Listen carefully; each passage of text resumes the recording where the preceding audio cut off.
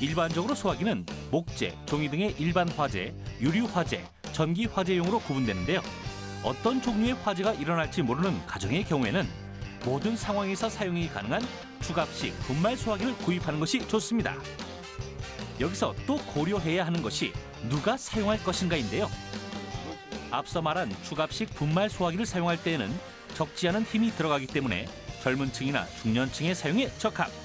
상대적으로 약한 어린이와 노약자의 경우에는 사용이 쉬운 소화기를 선택하는 것이 좋습니다. 불에 직접 던지는 방식인 투척용 소화기나 뿌리는 방식의 스프레이 소화기를 구입하세요. 화재 발생 시 피해를 줄이는 가장 좋은 방법은 바로 초기 진화. 초기 화재 시에는 이제 불꽃에 힘이 작기 때문에 소화를 그만큼 하기가 좋습니다. 그래서 소화의 성공 확률이 높아지는 거고요. 만약에 성공을 하지 못했다 하더라도 일정 부분 그 불씨를 작게 만들어 놨기 때문에 확산 자체가 되는 속도가 또 좀 늦춰질 수 있는 그런 효과들이 있습니다. 신속한 소화기 사용을 위해서는 제대로 된 사용법을 숙지하고 있어야 할 텐데요. 화재가 발생했을 경우 먼저 소화기를 화재 장소로 옮기고 안전핀을 뽑아야 하는데요. 자칫 당황해서 상단 손잡이를 누르게 되면 압력에 의해 안전핀이 빠지지 않으니 주의해야 합니다. 안전핀을 뽑았다면 이제 호스를 잡고 손잡이를 힘껏 누르면 소화약재가 분출되는데요. 여기서 중요한 것이 바로 바람입니다. 분말식 소화기는 공기를 차단해 화재를 진압하는 방식 때문에 바람을 등지는 방향으로 빗자루로 쓸듯이 분사하면 더 확실한 효과가 있겠죠. 또한 소화기 방출 시간은 20초 정도가 적당하고요. 소화기 분말이 눈이나 코에 들어가면 매울 수 있으니 주의가 필요합니다. 마지막으로 건물 내에 비치된 옥내 소화기 경우 발신기 스위치를 눌러 화재 발생을 먼저 알리는 것이 중요하고요. 소화전을 열고 호스를 꺼내 화재 장소로 이동. 한 사람은 남아서 소화기암의 개폐 밸브를 돌려 물을 틀어주는데요. 수압이 강하기 때문에 두 사람 이상이 함께 호스를 잡고 물을 뿌리는 것이 좋습니다. 소화기는 기본적으로 직사광선과 높은 온도, 습기를 피해야 합니다. 철제로 이루어진 소화기에 부식을 불러올 수 있기 때문이죠. 또한 소화기 안에는 소화약재 분말이 들어있는데요. 이 소화약재가 굳거나 가라앉지 않도록 한 달에 한 번 정도 위아래로 흔들어주는 것이 좋습니다. 이때 안전핀이 빠지지 않도록 주의하시고요. 추갑식 소화기의 경우 지시 압력계 확인이 필수. 내부에 높은 압력이 유지되면 수분이 침투할 수 없는데요. 때문에 소화약재가 응고되지 않은 것으로 판단할 수 있습니다. 그리고 낡은 소화기는 그야말로 시한폭탄이나 다름없는데요. 이처럼 구형 가압식 소화기가 폐기되지 않는 이유는 유통기한이 따로 없기 때문입니다. 소화기의 교체 주기는 이제 그 생명을 다한 경우를 이제 봐야 되는데요. 일반적으로 민간에서는 내구 연한이 없습니다. 근데 이제 관공서에서는 이 소화기를 8년으로 보고 있습니다.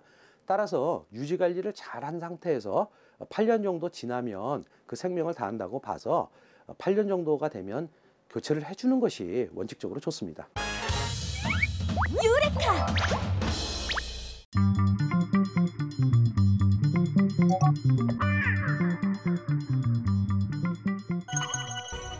(1250년) 영국의 철학자 로저 베이컨은 우리 삶을 바꿔놓을 무언가를 예언하는데 먼 옛날 바퀴가 발명되고 사람들은 바퀴가 달린 수레를 만들어 물건을 옮기는 데 사용했어요. 무거운 수레를 움직이기 위해 소나 말 같은 동물의 힘을 이용했답니다. 하지만 동물들은 금세 힘이 빠져버렸고 사람들은 다른 곳에서 힘을 얻어보려 했어요. 레오나르도 다빈치가 1482년에 그린 설계도가 발견되어 과학자들이 설계 그대로 만들어 보았는데요. 그것은 놀랍게도 태엽의 힘으로 움직이는 자주차였답니다. 네덜란드의 물리학자 시몬 스테비는 나무 수레에 돛을 달아 바람의 힘으로 움직이는 풍력 수레를 만들었지만 바람이 일정하게 불지 않아 실패했다고 하네요. 그리고 영국의 과학자 뉴턴은 물을 끓여 증기를 내뿜는 힘을 이용한 증기 추진 자동차를 계획했지만 만들어지진 못했다고 해요. 그렇다면 최초의 자동차는 어떻게 만들어진 걸까요?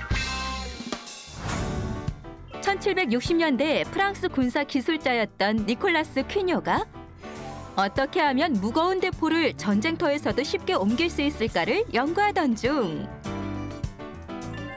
증기의 열 에너지를 기계 동력으로 바꾸는 제임스 와트의 증기기관을 알게 되었고 이 방식을 이용해 물을 끓이며 앞으로 나아가는 최초의 증기 엔진 자동차를 발명하게 됩니다.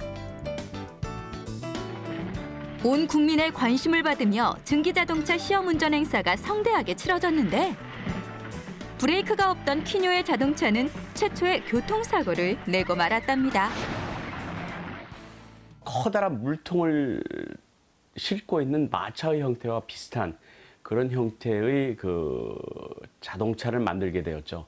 그 커다란 물통에서 물을 끓여가지고 거기서 발생한 스팀을 이용해서 직선 운동을 회전 운동으로 바꾸는 기구물을 장착하고 그 힘을 이용해서 그 마차를 구동시키는 정말로 구동시키는 모습을 보면 실제로 말이 없는 그 마차가 가는 그런 것처럼 보였던 그런 자동차입니다. 그렇다면 현대식 자동차는 언제 발명되었을까요? 1883년 세계 최초의 자동차 공장을 만든 사람은 칼 벤츠였어요. 벤츠는 최초의 휘발유 엔진 자동차 페이턴트 모터바겐을 발명했는데 이 자동차는 오늘날 자동차의 시초라고 할 수 있습니다. 이때의 자동차는 장인들이 수작업으로 만들어 가격이 비쌌다고 해요. 그럼 누구나 자동차를 타게 된 건 언제부터였을까요? 가난한 농부의 아들로 태어난 헨리 포드는 어릴 때부터 농사보다 기계에 관심이 많은 소년이었어요. 어느 날 어머니의 병세가 위독해져 쓰러지자 걱정이 된 어린 포드는 말을 타고 이웃 마을에 의사를 부르러 가게 되는데 하지만 아무리 달려도 거리는 줄어들지 않고 결국 치료가 늦어 어머니는 돌아가시고 말았어요. 이 일을 계기로 말보다 빠른 것을 만들겠다고 결심한 포드. 15살 때부터 자동차를 만들기 위해 노력했던 포드는 1903년 자동차 공장을 설립하고 1911년 컨베이어 벨트 시스템을 도입해 자동차 대량 생산 시대에 문을 열었어요.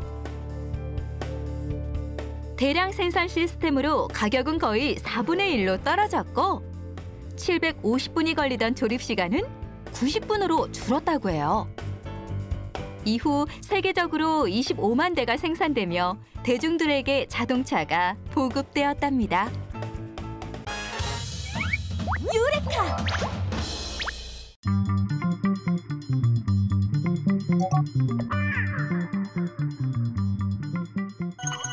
플라스틱의 수명은 약 450년. 그럼에도 불구하고 사람들은 플라스틱을 일회용으로 사용하죠. 플라스틱이 유발하는 해양 오염의 심각성은 지난 40년간 100배 이상 증가한 해양 플라스틱 쓰레기 양을 보면 알 수 있습니다. 바다 한가운데는 이미 플라스틱 섬이 생겨났죠. 잘 썩지 않는 플라스틱을 소각하면 어떨까요? 플라스틱은 소각 시에도 이산화탄소뿐만 아니라 다이옥신과 같은 환경 호르몬이 발생해서 오염도는 더욱 가중되기만 합니다. 플라스틱 산업은 환경 오염 문제뿐만 아니라 원유 고갈과 가격 상승 문제로 위기를 겪고 있는 상황인데요. 그래서 플라스틱에도 친환경 바람이 불면서 바이오 플라스틱을 제조하기 시작했습니다. 바이오 플라스틱은 기존 플라스틱의 원료인 원유 대신 옥수수, 밀 껍질이 사용됩니다. 먼저 원재료들을 넣고 에어제트를 통해 고온 분말로 분쇄해줍니다. 곱게 갈려진 분말은 건조 과정을 거쳐야 하는데요. 하지만 여태 분쇄한 원료로는 플라스틱 특성을 가지기 어려울 것 같은데요. 물론이죠. 그래서 분쇄한 원료와 플라스틱 성분을 가진 첨가제를 일정 비율로 배합해줘야 합니다. 그런데 배합된 원료들을 왜 얇고 가늘게 뽑는 거죠? 일반적으로 플라스틱은 원재료로 곧바로 생산하는 것이 아니라 플라스틱 제품을 만드는 원료, 펠릿을 제조해야 합니다. 기계에서 떨어지는 쌀알갱이 모양들이 전부 펠릿인데요. 플라스틱 칩이라고도 합니다. 지름 또는 한 변이 2-3cm의 기둥 모양이 되도록 자릅니다. 석유계 원료를 이용했을 때는 분해 속도가 보통 100년 이상, 200년, 300년까지도 걸리는데요. 바이오매스 플라스틱은 천연물 소재를 도입을 해서 분해 속도를 조절을 하게 되는데요. 일반적으로 한 30% 내지 40%의 분해율을 가지고 있고 50일이나 60일 이내에 분해가 되어지는 것을 저희 장비를 통해서 분석을 할 수가 있었습니다. 옥수수와 밀 껍질을 원재료로 해서 만든 바이오 플라스틱 제품들입니다. 정말 놀랍죠? 유레카!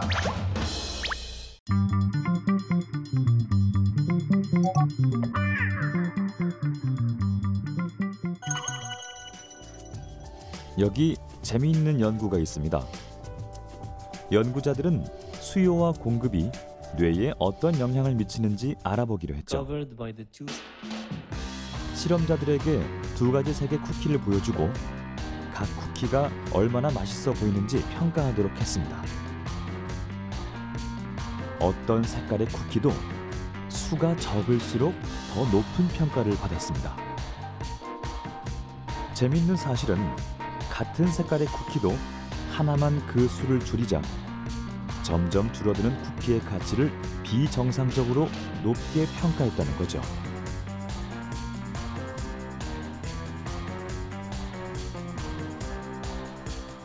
요약하자면 욕망은 물리적, 화학적으로 우리의 뇌를 둔하게 만들고 희귀하고 아름다운 것을 가지고 싶다는 욕망은 이성적인 판단 능력을 저해합니다.